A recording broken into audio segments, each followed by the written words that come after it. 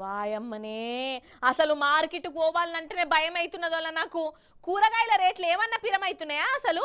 100 రూపాయలకి ఏం వస్తేనే వస్తలేవు. ఏది తీసుకో కిలో 60, 70, 80 రూపాయల మీదనే ఉన్నదోలా. బేరం ఆడి ఆడి ఆడి నెరి పడుతున్నా నేనైతే. సంతకు పోయినా గట్లనే ఉన్నది కథ. అసంటిదోల్లా పెద్దపల్లి మార్కెట్లా ఇరుగమరుగ కూరగాయలు జనాలకు పుక్కిట్లకు వచ్చినాయి.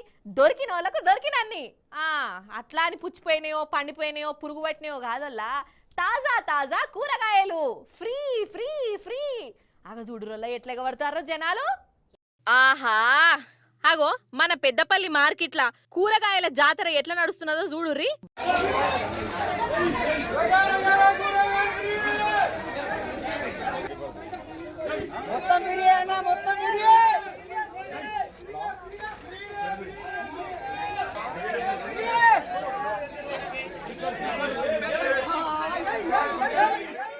వామ్మో ఏంది గిట్లెగ పడతాన్రు?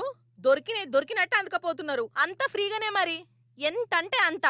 ఏ కూరగాయలు కావాలంటే గా కూరగాయలు. ఎవరి బలం ఎంతనో ఇగో ఈడ చూయించుకుంటున్నారు.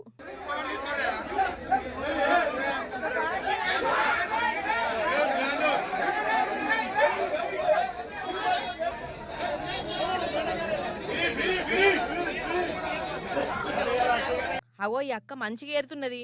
ఇప్పుడే వచ్చినా అనుకుంటా. ఇగో ఈయన చూడు ఎట్లా ముల్లెలు కట్టుకొని పోతాండో. అయ్యయ్యో ఇంకా 2-3 సంచులు తెచ్చుకుంటే అయిపోవన్నట్టే పర్షాన్ అవుతున్నాడు కదా ఈ పెద్దన్న. అయితే ముచ్చటేంటిదంటే పెద్దపల్లి మార్కెట్ల హోల్సేల్ గా అమ్మేటోళ్లకు రీటైల్ గా అమ్మేటోళ్లకు నడమ ఇగో ఈ కూరగాయల పంచాద అయింది. హోల్సేల్ వాళ్ళు హోల్సేల్ గానే ముద్దకు ముద్ద అమ్మాలి కదా, 10 కిలోలు 20 కిలోలు అని. కానీ వాళ్ళు కూడా రీటైల్ గానే అమ్ముతుర్రట.